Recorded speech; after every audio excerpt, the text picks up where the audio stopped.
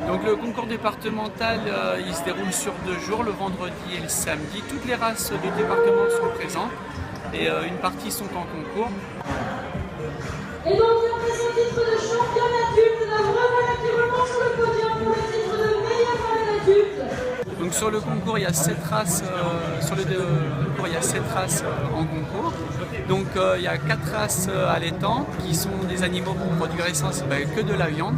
Et sinon il y a 3 races qui sont des races laitières qui sont en concours aussi.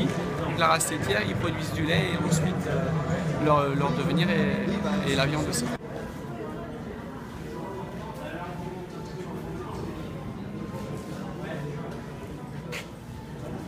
Nous, donc on est en race présent ici en Charolais, donc on a 85 animaux engagés en Charolais, 25 mâles et le reste est en femelle.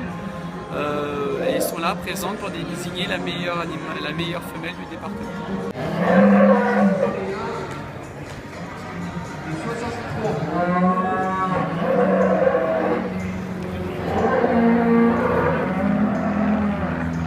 L'ensemble des éleveurs du département qui sont présents les séparent un petit peu du reste du troupeau et leur donnent une alimentation un petit peu plus enrichie, les soignent, leur font un toilettage avec un lavage assez régulier pour avoir une belle couleur de poil. Et puis aussi il y a tout l'aspect préparation, parce que ce sont des animaux de ferme quand même, et là on arrive à les tenir au licol comme des animaux domestiques. Il y a tout le temps une préparation de dressage à faire.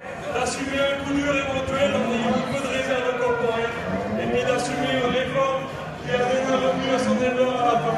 Voilà pour moi l'atout, une très grande championne pour ce concours. Un jury qui est présent, donc principalement sur la taille, le gabarit de l'animal, et aussi sur la morphologie, la masse musculaire que l'animal pourra donner sur la boucherie. Et puis après, il y a un autre critère qui est assez important qu'on prend en compte aussi, c'est les aplombs, l'aptitude fonctionnelle qu'on appelle le déplacement dans les prairies, dans les pâtures, s'il y a des pentes ou pas.